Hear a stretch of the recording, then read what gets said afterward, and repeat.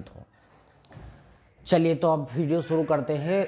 उच्च न्यायालय, अभी हम लोगों ने जनरली जो है भाग 5 पढ़ा था और इसके बाद भाग 6 पढ़ रहे हैं। भाग 5 में हमने सर्वोच्च न्यायालय के बारे में बात किया था और इसके बाद आज जो हमारी चर्चा होगी वो उच्च न्यायालयों पर होगी। सर्वोच्च न्यायालय आप पढ़ चुके हैं, उच्च न्यायालय आज आप पढ़ेंगे। तो सर्वोच्च न्यायालय या कह लीजिए जो भारत की न्याय प्रणाली है वो एकीकृत न्याय प्रणाली है, या कह लीजिए कि पूरे देश के लिए, पूरे भारतवर्ष के लिए एक ही न्याय व्यवस्था है जिसे एकीकृत न्याय व्यवस्था कहते हैं, जिसके शीर्ष पर सर्वोच्च न्यायालय है, जिसके बारे में हम पढ़ चुके हैं। अगर आप सर्वोच्च न्यायालय वाला वीडियो नहीं देखे हैं तो देख लीजिए, क्योंकि तमाम चीज़ें उससे कंपैरिजन में ही हम उच्च न्यायालय के विषय में पढ़ेंगे। तो और उच्च न्यायालय जो है ये द्वितीय सर्वोच्च श्रेणी के न्यायालय हैं जो लगभग प्रत्येक राज्य में हैं। कुछ राज्य में ऐसे हैं कि जिनका अधिकारिता जो है या न्याय क्षेत्र ज़्यादा राज्यों पर है, यानी सभी राज्यों में न्यायालय उच्च न्यायालय नहीं है। जैसे कि वर्तमान परिस्थिति में अगर हम देखें तो वर्तमान परिस्थिति में कुल जो है 25 न्यायालय हैं, जबकि 28 आपके राज्य हैं और 8 केंद्र शासित प्रदेश हैं। तो जब हम उच्च न्यायालय पढ़ेंगे और हम पिछले वर्षों का प्रश्न पत्र देखते हैं तो हमें इसकी 3 कैटेगरी दिखाई पड़ती है। 3 कैटेगरी कौन सी होती है? एक तो कुछ ऐसे सवाल मिलते हैं जो पर्टिकुलर किसी उच्च न्यायालय से संबंधित होते हैं कि इस उच्च न्यायालय का मुख्य पीठ कहाँ स्थित है, या इस उच्च न्यायालय के में कौन कौन से न्याय क्षेत्र आते हैं, न्यायिक क्षेत्र कौन कौन से राज्य सम्मिलित होते हैं। कुछ इस तरह के सवाल, सबसे पुराना उच्च न्यायालय कौन सा है या सबसे नया बना उच्च न्यायालय कौन सा है, ये सारी चीज़ें पूछी जाती हैं। दूसरा, उच्च न्यायालय से कुछ जो संवैधानिक अनुच्छेद हैं उनसे संबंधित प्रश्न पूछे जाते हैं। इसके अतिरिक्त जो सामान्य जानकारी होती है उच्च न्यायालय से संबंधित वो पूछी जाती है। तो 3 ग्रुप बनते हैं, सामान्य जानकारी, अनुच्छेद और कह लीजिए उच्च न्यायालयों के बारे में जानकारी। तो अब ये जाहिर सी बात है कि 25 उच्च न्यायालय हैं, तो क्या 25 उच्च न्यायालय हमारे लिए महत्वपूर्ण है? नहीं, 25 उच्च न्यायालय महत्वपूर्ण नहीं है, लेकिन ऐसे उच्च न्यायालय जो अपना न्यायिक क्षेत्र एक या एक से अधिक राज्यों पर रखते हैं, या उनके साथ साथ न्यायिक क्षेत्र के अंतर्गत कोई संघ राज्य क्षेत्र भी सम्मिलित है, तो ऐसे न्यायालय बहुत महत्वपूर्ण है। या ऐसे उच्च न्यायालय आपके लिए महत्वपूर्ण हैं जिनकी जो पीठ है, मुख्य पीठ है, वो उस राज्य की राजधानी में नहीं है। राजधानी में नहीं होने के कारण ये महत्वपूर्ण हो जाते हैं। और अक्सर जो पूछ लेता है कि इसकी जो है मुख्यालय या खंडपीठ, इसका खंडपीठ नहीं, मुख्य पीठ बताइए कि कहाँ स्थित है। तो ऐसे न्यायालय हमारे लिए महत्वपूर्ण हो जाते हैं। और हाल में जो उच्च न्यायालय बना हुआ है वो आपके लिए महत्वपूर्ण हो जाते हैं। तो पहले पार्ट में हम यही चर्चा करेंगे कि कुल कितने उच्च न्यायालय हैं, उच्च न्यायालय का सफ़र कहाँ से स्टार्ट हुआ, और इस वीडियो को देखने के बाद आपके मन के सारे भ्रम दूर हो जाए। तो अब हम देखते हैं उच्च न्यायालय, जिनको हम हाई कोर्ट्स भी कहते हैं। इंग्लिश में हम इनको क्या कह देते हैं? High courts. अब यहाँ पर एक चीज़ जानिए कि हाई कोर्ट्स की शुरुआत कब हुई थी? 1862 में इसकी शुरुआत हुई थी, जब 3 उच्च न्यायालय की स्थापना की गई थी। कलकत्ता एक, दूसरा मद्रास उच्च न्यायालय और तीसरा बम्बई। 3 प्रेसिडेंसी में उच्च न्यायालय की स्थापना हुई थी, कलकत्ता, मद्रास और बम्बई, 1862 में ही। इसमें सबसे पहला उच्च न्यायालय जो गठित होने वाला था वो था कलकत्ता उच्च न्यायालय। तो पहले हम थोड़ी जानकारी कर लेते हैं कलकत्ता उच्च न्यायालय की।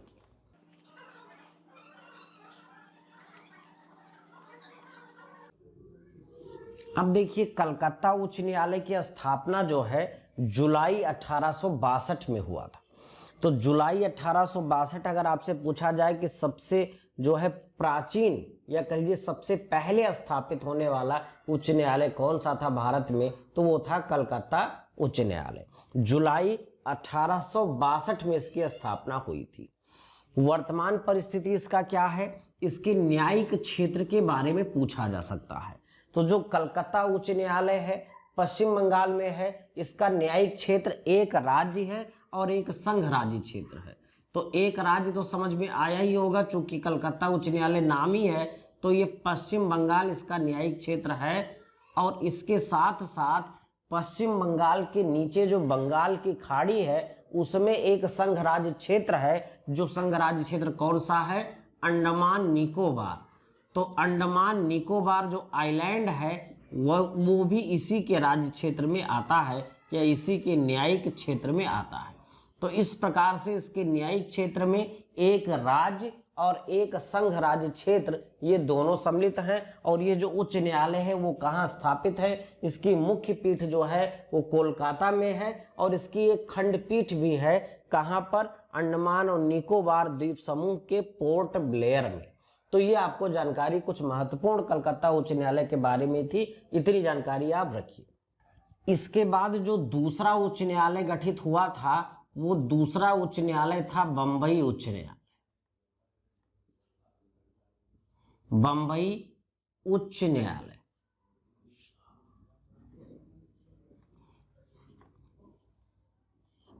कलकत्ता उच्च न्यायालय जहां जुलाई 1862 में अस्तित्व में आया था, वहीं बंबई उच्च न्यायालय अगस्त 1862 में अस्तित्व में आया था।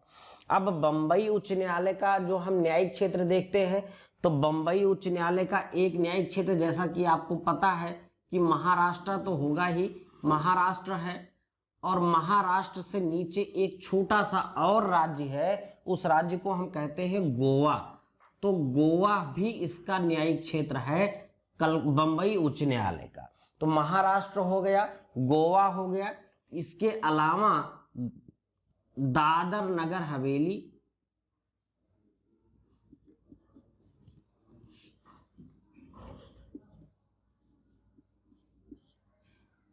दमन दीव, एक में ही चूंकि इनको मिला दिया गया है, लेकिन आप जाने रहिए दादर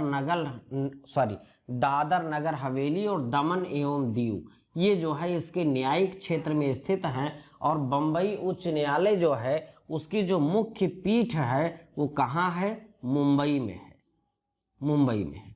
इसके अतिरिक्त इसकी 3 खंडपीठ भी है, आप चाहें तो अपनी कॉपी में नोट कर सकते हैं। 3 खंडपीठ है, एक खंडपीठ नागपुर में है, एक गोवा की राजधानी पणजी में है और एक खंडपीठ इसकी औरंगाबाद में है। तो इस तरह से बंबई उच्च न्यायालय का जो मुख्य पीठ है वो तो मुंबई में है और इसके 3 जो पीठ हैं वो 3 पीठ आप याद रखिए, एक जो है नागपुर में है, एक आपका औरंगाबाद में है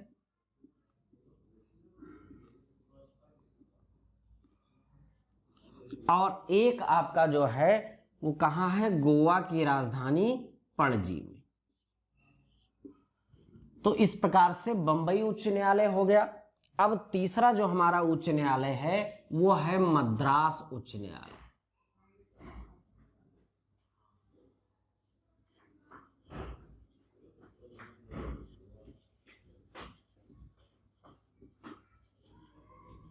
मद्रास उच्च न्यायालय, मद्रास उच्च न्यायालय बंबई उच्च न्यायालय के बाद में इसका गठन हुआ था। अब जो मद्रास उच्च न्यायालय है उसका जरा न्यायिक क्षेत्र देखिए, तो उसका एक न्यायिक क्षेत्र तो मद्रास पुराना नाम था चेन्नई का, यानी तमिलनाडु तो है ही, और एक इसके साथ केंद्र शासित प्रदेश लगा है पुदुचेरी। तो तमिलनाडु और पुदुचेरी 2 इसका जो है न्यायिक क्षेत्र है, एक राज्य है और एक संघ राज्य क्षेत्र पुदुचेरी है मद्रास उच्च न्यायालय का। अब ये उच्च न्यायालय है कहाँ, स्थित कहाँ है? तो ये आप जान लीजिए, ये कहाँ स्थित है? चेन्नई में स्थित है। कहाँ स्थित है? चेन्नई में स्थित है। तो 3 उच्च न्यायालय के बारे में जानकारी हो गई। अब चौथा उच्च न्यायालय हम लेते हैं। चौथा उच्च न्यायालय जो हमारा है वो है केरल उच्च न्यायालय।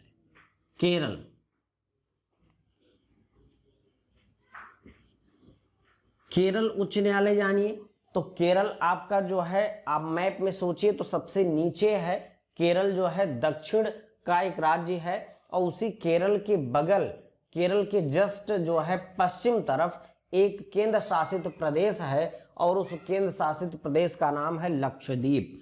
तो केरल उच्च न्यायालय का जो न्यायिक क्षेत्र है वो एक केरल तो है ही है, दूसरा क्या है, लक्षद्वीप है। तो इस प्रकार से इसका भी न्यायिक क्षेत्र एक राज्य और एक संघ राज्य क्षेत्र पर विस्तृत है। और जो केरल उच्च न्यायालय है वो स्थित कहाँ है, तो कहीं कहीं आपको कोच्चि लिखा मिलेगा और कहीं कहीं एर्नाकुलम लिखा मिलेगा। तो कोच्चि मिल जाए या मिल जाए एर्नाकुलम, इन दोनों को आप याद रखिए, ये दोनों स्थित है कि ये दोनों कोच्चि और एर्नाकुलम एक जिला है। तो केरल उच्च न्यायालय कहाँ स्थित है, चाहे कोच्चि आ जाए विकल्प में, चाहे एर्नाकुलम आ जाए, केरल और लक्षद्वीप इसका जो है न्यायिक क्षेत्र है। अब जो पांचवा ऐसा उच्च न्यायालय जिसके एक से अधिक न्यायिक क्षेत्र हैं वो क्या है, उसको हम कहते हैं पंजाब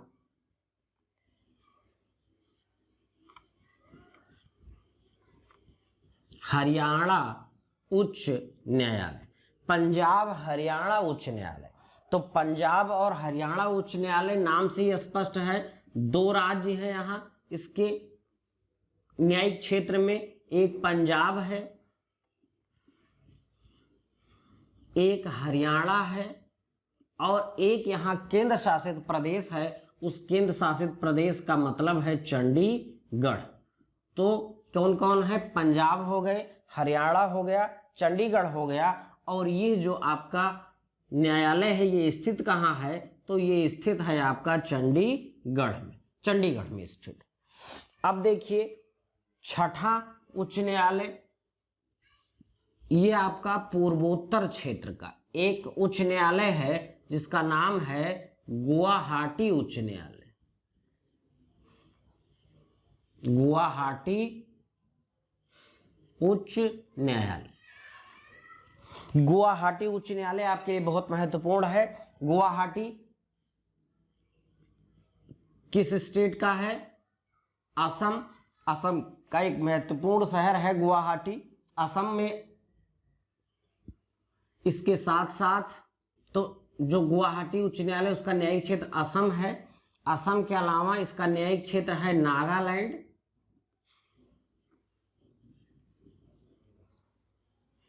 और इसका एक न्यायिक क्षेत्र आपका है मिजोरम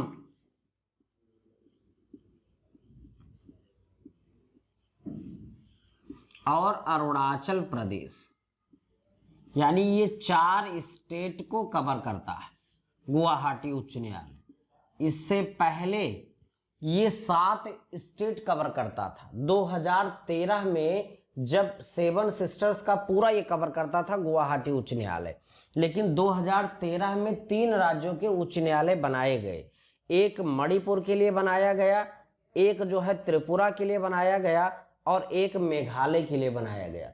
तो ये 3 जो बनाए गए, इसके बाद इसका जो न्यायिक क्षेत्र रह गया वो सिर्फ और सिर्फ 4 राज्यों पर रह गया। और इसका जो मेन जो इसकी मुख्य पीठ है वो तो इसको गुवाहाटी में स्थित है, मुख्य पीठ गुवाहाटी में स्थित है।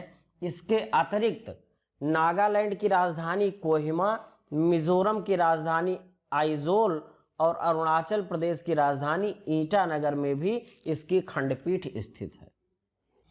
अब देखिए 7वां जो उच्च न्यायालय है वो आपका है जम्मू कश्मीर उच्च न्यायालय। जम्मू कश्मीर उच्च न्यायालय। तो आप जानते हैं कि जम्मू कश्मीर का उच्च न्यायालय जो 2 क्षेत्रों पर है, 2 आपको संघ राज्य क्षेत्र में इसको तोड़ा गया है। तो एक जम्मू कश्मीर है और एक आपका लद्दाख है। लद्दाख है और इसमें जो है कहाँ स्थित है, तो इसकी जो शाखा है मेन वो जम्मू में भी है और कश्मीर में भी है। तो दोनों आपको याद रखना है। तो इस तरह से अभी भारत में 7 उच्च न्यायालय ऐसे हैं जो एक से अधिक राज्य या संघ राज्य क्षेत्रों पर अपने न्यायिक क्षेत्र को धारित करते हैं।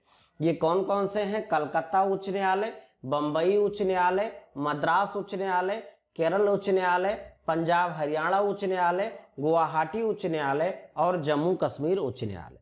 कलकत्ता के अंतर्गत पश्चिम बंगाल, अंडमान निकोबार द्वीप समूह। बंबई उच्च न्यायालय में महाराष्ट्र, गोवा, दादर नगर हवेली, दमन और दीव। मद्रास उच्च न्यायालय तमिलनाडु, पुदुचेरी। केरल उच्च न्यायालय में केरल और लक्षद्वीप, पंजाब हरियाणा में पंजाब हरियाणा और चंडीगढ़, गुवाहाटी उच्च न्यायालय में असम, नागालैंड, मिजोरम, अरुणाचल प्रदेश, और सातवां जो है जम्मू कश्मीर उच्च न्यायालय, तो जम्मू कश्मीर लद्दाख।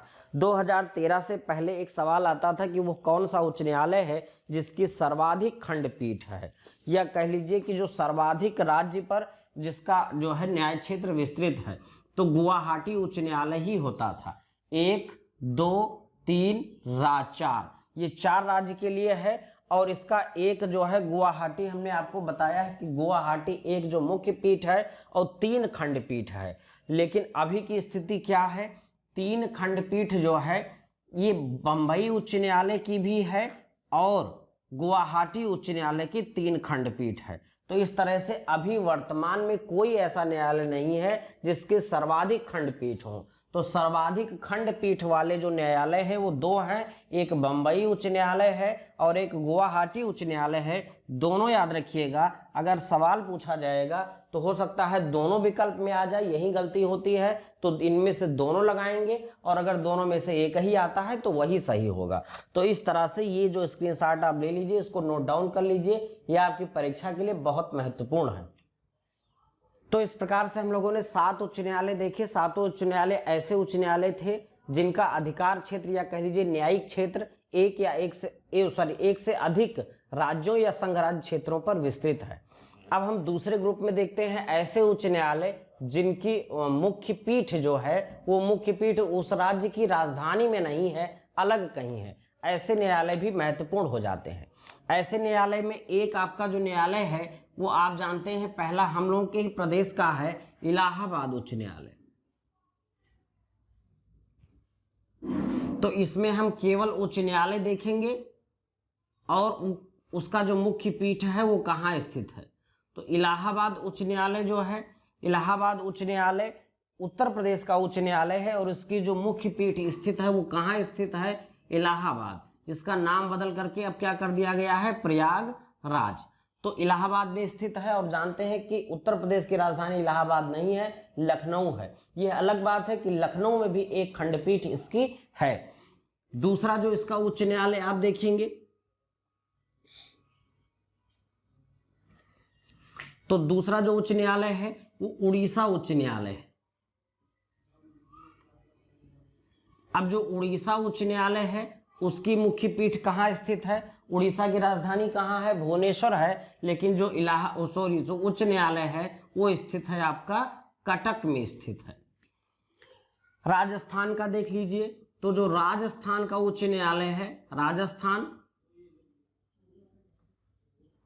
राजस्थान की राजधानी हम लोग जानते हैं, राजस्थान की राजधानी कहाँ है, जयपुर है, लेकिन उसका उच्च न्यायालय कहाँ स्थित है। चौथा जो उच्च न्यायालय है वो आपका है गुजरात। तो जो गुजरात उच्च न्यायालय है, गुजरात की राजधानी कहाँ है, गांधीनगर, लेकिन जो गुजरात का उच्च न्यायालय है वो कहाँ स्थित है, वो अहमदाबाद में स्थित है।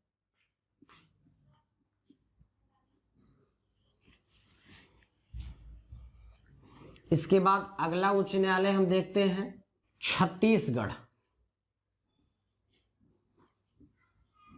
तो छत्तीसगढ़ की राजधानी हम लोग कहाँ है जानते हैं, छत्तीसगढ़ की राजधानी रायपुर है, लेकिन जो यहाँ का न्यायालय स्थित है, उच्च न्यायालय जो है वो कहाँ स्थित है छत्तीसगढ़ का, वो बिलासपुर में स्थित है।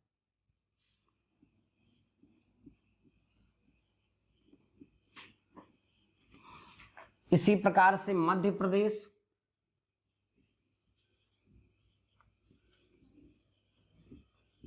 तो जो मध्य प्रदेश का उच्च न्यायालय है, मध्य प्रदेश का उच्च न्यायालय उसकी राजधानी भोपाल में नहीं है बल्कि एक उसके शहर जबलपुर में स्थित है।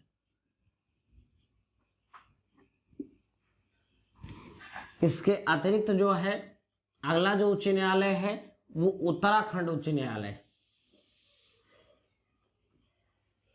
तो उत्तराखंड का जो उच्च न्यायालय है वो कहाँ स्थित है, उत्तराखंड की राजधानी देहरादून में नहीं स्थित है, नैनीताल में स्थित है।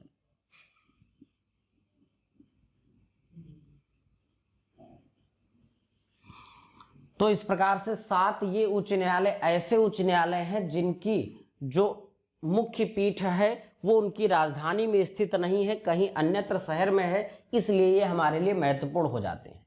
अब इसके अतिरिक्त जो है हम जान लेते हैं कि नए उच्च न्यायालय जो बने हैं वो कब बने हैं। तो 2013 में 3 उच्च न्यायालय बनाए गए थे और अभी जनवरी 2019 में एक उच्च न्यायालय बनाया गया है। 2019 का उच्च न्यायालय जो 25वां उच्च न्यायालय भारत का है, 25वें नंबर का, ये तो खैर सबके करंट अफेयर्स का सवाल है, ये तो दिमाग में रहता ही है। तो 25वां उच्च न्यायालय कौन सा है? आंध्र प्रदेश उच्च न्यायालय। अभी तक जो है तेलंगाना उच्च न्यायालय के क्षेत्र में ही दोनों आते थे, लेकिन आंध्र प्रदेश ने अपना अलग उच्च न्यायालय जो है स्थापित किया है, आंध्र प्रदेश उच्च न्यायालय। और ये कहाँ स्थापित किया गया है? ये अमरावती में स्थापित किया गया है। ये आपका 25वां लेटेस्ट उच्च न्यायालय है भारत का। इसके अतिरिक्त 2013 में 3 उच्च न्यायालय बने थे। अगर आप टीसीएस की प्रीलिम्स परीक्षा, ये कोई बड़ी परीक्षा आगे देने जा रहे हैं, तो आपको 2013 की ये तीनों उच्च न्यायालय आपको याद होने चाहिए कब बने थे, क्योंकि यही सवाल मुझे लगता है कि वो आगे पूछने वाला है।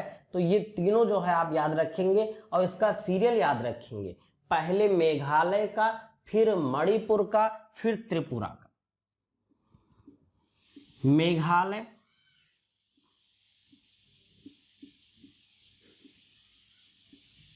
मणिपुर, त्रिपुरा।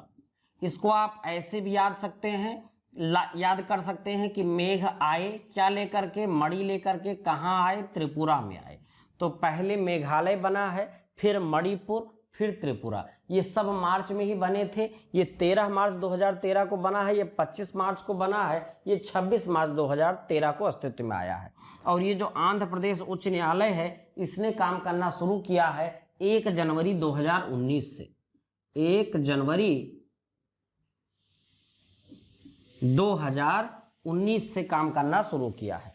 तो इस प्रकार इसके अतिरिक्त जितने भी उच्च न्यायालय हैं, सबका मुख्य पीठ जो है उस राज्य की राजधानी में स्थित है और उसका न्यायिक क्षेत्र सिर्फ उसी राज्य तक सीमित है।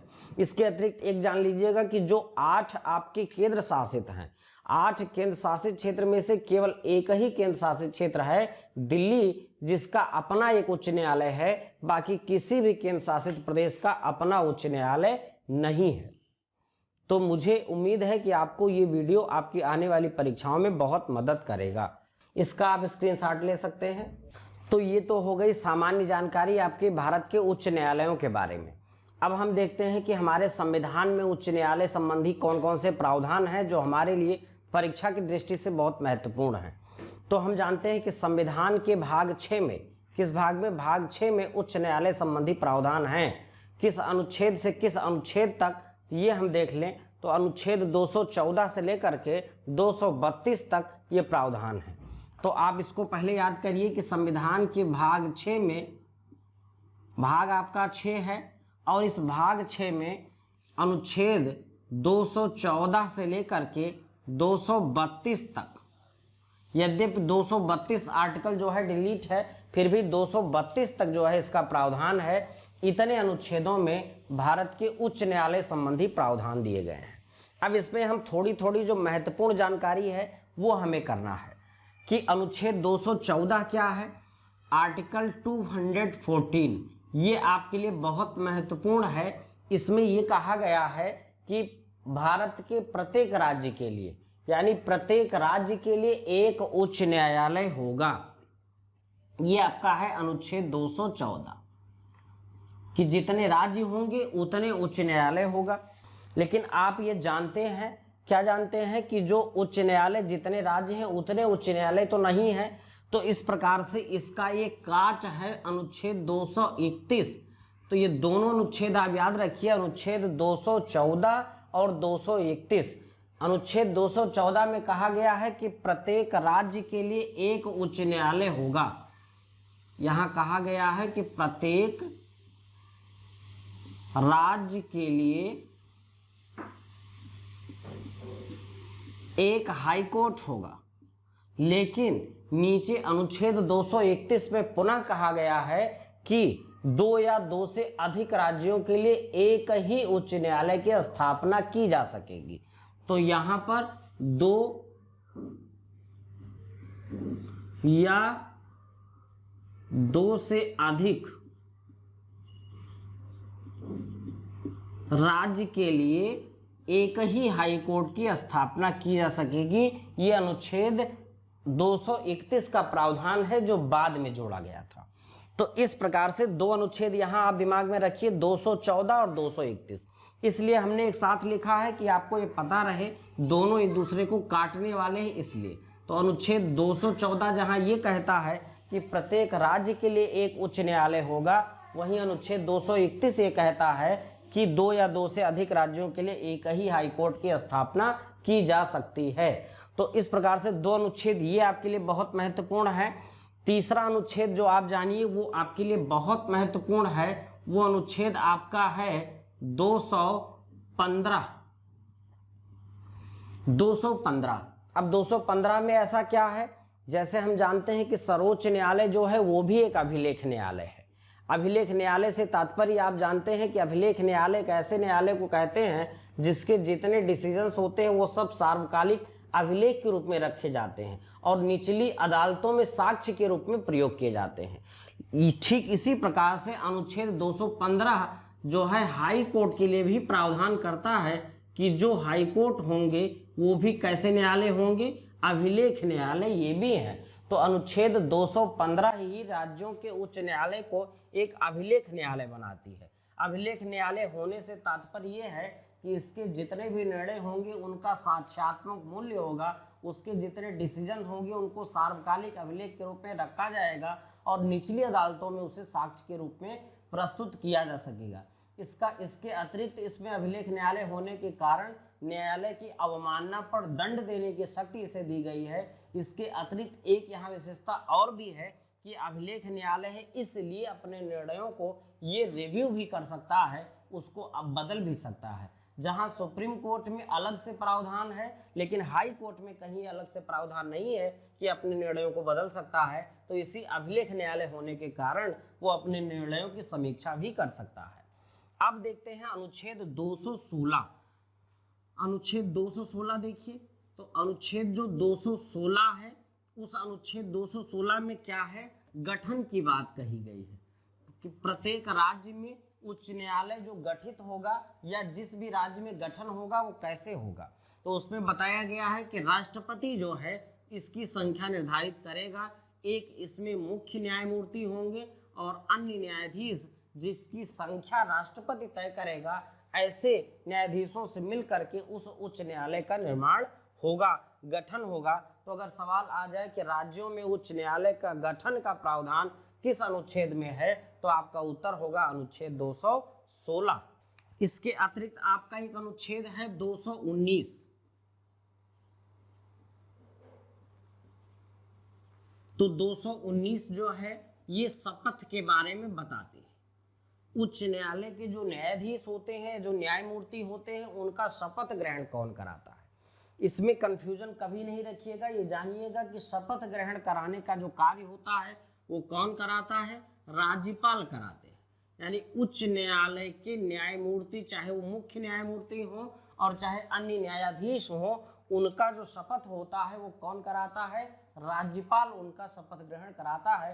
राष्ट्रपति उनको शपथ नहीं दिलाता है। राष्ट्रपति नियुक्ति करता है और राष्ट्रपति को वो लोग त्याग पत्र देते हैं, वो सारी बातें ठीक हैं, लेकिन जो शपथ ग्रहण होता है वो शपथ ग्रहण कराने का कार्य कौन करता है, राज्यपाल करता है। तो अनुच्छेद 219 में उच्च न्यायालयों के न्यायाधीशों के शपथ का प्रावधान है। इसके अतिरिक्त 2 अनुच्छेद आप और जान लीजिए। 2 अनुच्छेद, एक अनुच्छेद आपका है 224 और एक अनुच्छेद है 226। 224 जो अनुच्छेद है, जैसे कि सुप्रीम कोर्ट में कभी गणपूर्ति ना पूरी हो तो वहां एडहॉक जजेस की नियुक्ति की जा सकती है, तो उसी प्रकार से एडहॉक जजेस की नियुक्ति केवल सर्वोच्च न्यायालय में होती है, उच्च न्यायालय में नहीं होती है। और उच्च न्यायालय में उसके लिए अपर न्यायाधीश कहा गया है। अपर न्यायाधीश, अपर न्यायाधीश को इंग्लिश में हम कहते हैं एडिशनल जज। तो यहाँ पर जो है एडिशनल जजेस की नियुक्ति का प्रावधान है, अपर न्यायाधीश की नियुक्ति का प्रावधान है। इसी को आपको याद रखना है कि अपर न्यायाधीश की नियुक्ति किस प्रकार की अदालत में हो सकती है, केवल उच्च न्यायालय में हो सकती है। फिर आपका अनुच्छेद 226 है, जो आपको पता होगा कि जो मूल अधिकार का परिवर्तन कराना है हाई कोर्ट को, तो उसको रिट निकालने की पावर दी गई है। वही रिट निकालने की शक्ति जो है इसमें है। 5 प्रकार की रिट जो है ये जारी करता है, और वो 5 प्रकार की रिट जो है आप जानते हैं कौन कौन सी होती है। बंदी प्रत्यक्षीकरण है, परमादेश है, प्रतिषेध है, उत्प्रेषण है, अधिकार परीक्षा है। तो ये 5 प्रकार की रिट निकालने की शक्ति है। लेकिन आप जानिएगा कि ये जो रिट निकालने की शक्ति है जो हाई कोर्ट को दी गई है, वो in comparison to Supreme Court की तुलना में अधिक विस्तृत है। यानी कि कुछ और बिंदुओं पर, कुछ और कानूनी बिंदुओं पर भी रिट निकालने की शक्ति हाई कोर्ट को है, लेकिन सुप्रीम कोर्ट केवल इस 5 प्रकार के रिट को केवल मूल अधिकारों के परिवर्तन के लिए ही जारी कर सकता है। तो इस प्रकार से इसकी जो रिट निकालने की शक्ति का विस्तार है वो ज्यादा है in comparison to Supreme Court. तो ये कुछ महत्वपूर्ण अनुच्छेद थे उच्च न्यायालय से संबंधित। अब हम कुछ फैक्ट्स, जो जनरल फैक्ट्स हैं, उसके बारे में जानेंगे। तो इस प्रकार से हम कुछ बातें समझ गए हैं। अभी हमें कुछ बातें बतानी शेष हैं, जो मैं आपको यहाँ बता देता हूँ। हमने गठन के बारे में बता दिया कि जो न्यायाधीश की संख्या है वो राष्ट्रपति निर्धारित करेगा और वही उनकी नियुक्ति करेगा। तो नियुक्ति के विषय में थोड़ी जानकारी और कर लीजिए कि जो नियुक्ति होती है वो किनकी सलाह से होती है। तो जिस राज्य के उच्च न्यायालय की न्यायाधीश की नियुक्ति होगी, देखिए जरा राष्ट्रपति किससे किससे सलाह लेगा। तो राष्ट्रपति जो सलाह लेता है उसको जरा समझ लें आप। राष्ट्रपति सलाह किससे लेगा? राष्ट्रपति 2 लोगों से सलाह लेता है। एक तो सुप्रीम कोर्ट के मुख्य न्यायाधीश से सलाह लेता है और दूसरे उस राज्य के राज्यपाल से सलाह लेता है, जब किसी उच्च न्यायालय के मुख्य न्यायमूर्ति की नियुक्ति करनी होती है तब। और अगर अन्य न्यायमूर्ति की नियुक्ति करनी है तो फिर सुप्रीम कोर्ट, राज्यपाल और मुख्य न्यायमूर्ति की सलाह से राष्ट्रपति नियुक्ति करता है। तो इस प्रकार से सर्वोच्च न्यायालय और उच्च न्यायालय दोनों न्यायालयों में सभी न्यायाधीशों की नियुक्ति कौन करता है? राष्ट्रपति ही करता है। शपथ मैं आपको बता चुका हूं। इसके अतिरिक्त जो है त्यागपत्र देखिए। तो त्यागपत्र आप जानते हैं कि त्यागपत्र किसको देंगे? ये त्यागपत्र कभी राज्यपाल को नहीं देंगे। यद्यपि शपथ ग्रहण तो राज्यपाल ही कराते हैं, लेकिन त्यागपत्र अगर देना होगा उच्च न्यायालय के किसी न्यायाधीश को तो वो त्यागपत्र किसको देगा? राष्ट्रपति को देगा। इसके अतिरिक्त इनको हटाया कैसे जा सकता है बीच में?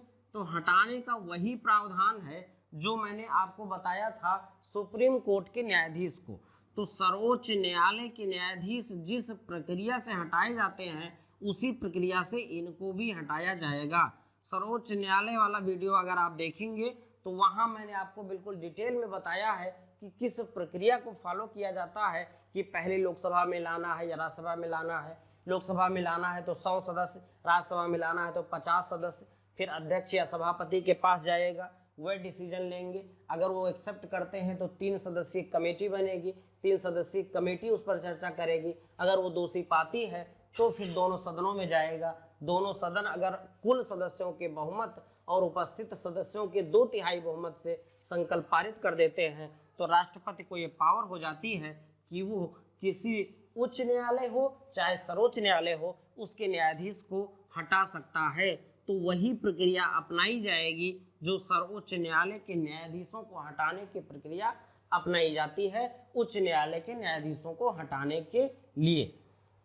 वेतन और भत्ते यहाँ देख लीजिए। तो इनको जो भी वेतन या भत्ते प्राप्त होते हैं वो वेतन और भत्ते राज्य की संचित निधि से प्राप्त होते हैं। राज्य की संचित निधि से प्राप्त होते हैं। राज्य की संचित निधि से प्राप्त होंगे, लेकिन इनके वेतन और भत्तों का निर्धारण जो करता है या वो संसद करती है। तो वेतन और भत्ते का निर्धारण तो संसद करेगी, लेकिन इनको जो वेतन प्राप्त होगा वो राज्य की संचित निधि से प्राप्त होगी। लेकिन यहाँ पर एक बात कभी नहीं भूलिएगा कि जो इनको हाई कोर्ट के न्यायाधीशों को जो पेंशन मिलती है वो पेंशन राज्य की संचित निधि से नहीं दी जाती है, वो आपकी भारत की संचित निधि से मिलती है। तो ये मामूली अंतर है जो आपको परेशान कर सकता है परीक्षा में, इसलिए इसके बारे में आप एक बार देख लें कि जो पेंशन मिलती है वो भारत की संचित निधि से प्राप्त होगी, जबकि वेतन और भत्ते जो इनको प्राप्त होते हैं वो इनको कहाँ से प्राप्त होते हैं, राज्य की संचित निधि से इनको प्राप्त होती है। अब हम देख लेते हैं कि अर्हता क्या होनी चाहिए, कौन सा ऐसा व्यक्ति है जिसको हाई कोर्ट का जज नियुक्त किया जा सकता है। अर्हता देखिए, एलिजिबिलिटी देखिए, तो अर्हता में सिर्फ 2 अर्हताएं बताई गई हैं, या तो वो 10 वर्ष तक 10 वर्ष तक किसी न्यायिक पद पर रहा हो, 10 वर्ष तक उसने कोई न्यायिक पद धारण किया हो, अथवा 10 वर्ष तक किसी एक उच्च न्यायालय में या एक से अधिक उच्च न्यायालयों में वो उसने वकालत किया हो या वकील के रूप में कार्य किया हो। तो यहाँ पर 2 ही अर्हता है, या तो 10 वर्ष तक वो किसी हाई कोर्ट में वकील के तौर पर कार्य कर चुका हो, एडवोकेट के तौर पर कार्य कर चुका हो, या वो 10 वर्ष तक किसी न्यायिक पद पर रहा हो, तो उसे हाई कोर्ट का जज बनाया जा सकता है, उसकी एलिजिबिलिटी हो जाती है। अब हम थोड़ी चर्चा इनके क्षेत्र एवं शक्तियों के बारे में कर लेते हैं। क्षेत्र और शक्तियां,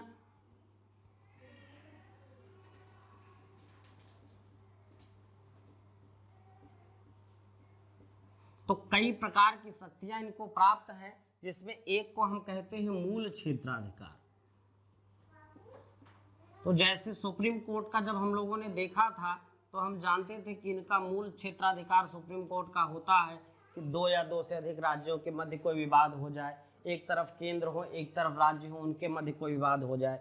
यहाँ पर क्या है, इनके मूल क्षेत्राधिकार में जैसे मूल अधिकारों का कहीं हनन हो रहा हो, उसका परिवर्तन कराना हो, तो ये हाई कोर्ट का मूल क्षेत्राधिकार है, यानी हाई कोर्ट से पहले वो किसी भी अदालत में नहीं जा सकता है। इसके अतिरिक्त भी कई अन्य मामले हैं, लेकिन इतने महत्वपूर्ण नहीं है। दूसरा जो है इसका क्षेत्राधिकार जो होता है वो है अपीलीय क्षेत्राधिकार।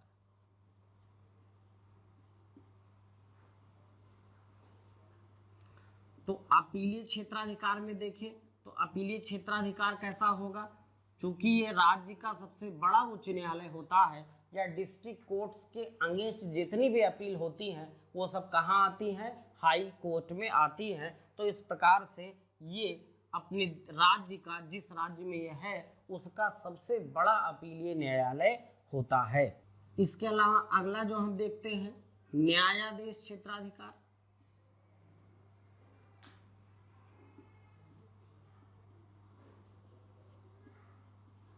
न्यायाधीश क्षेत्राधिकार में रिट जारी करने की शक्ति इसके पास होती है। इसके अतिरिक्त ये एक अभिलेख न्यायालय है, तो अभिलेख न्यायालय होने के कारण इसको अपनी अवमानना पर दंड देने का अधिकार है, अपने ही डिसीजंस को रिव्यू करने का अधिकार है, और इसके प्रत्येक डिसीजंस को साक्ष्यात्मक मूल्य उसका होता है, उसको सुरक्षित रखा जाता है एज ए रिकॉर्ड। अगला जो क्षेत्राधिकार है इसका वो अधीनस्थ न्यायालयों का नियंत्रण है। जितने भी जनपद के न्यायालय होते हैं उस न्यायालय पर ये पूरी तरह से नियंत्रण रखता है, अधीनस्थ न्यायालयों पर इसका नियंत्रण होता है।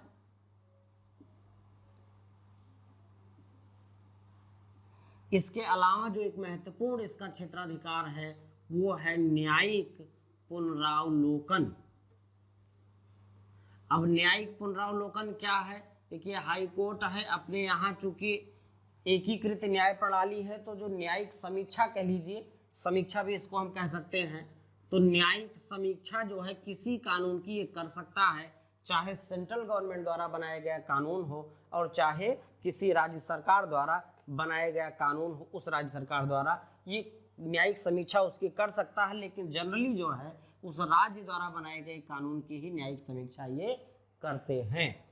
इसके अतिरिक्त एक सवाल जो यहाँ आता है कि ये जब कभी भी उच्च न्यायालय के न्यायाधीश रिटायर हो जाते हैं, सेवानिवृत्त हो जाते हैं, तो उनके कुछ जगह कार्य करने पर निर्बंधन लगाया जाता है कि वो कार्य वो नहीं कर सकते हैं। तो जिस भी उच्च न्यायालय से ये रिटायर हो रहे हैं उस उच्च न्यायालय के अतिरिक्त किसी भी उच्च न्यायालय में और सर्वोच्च न्यायालय में यहाँ ये वकालत कर सकते हैं।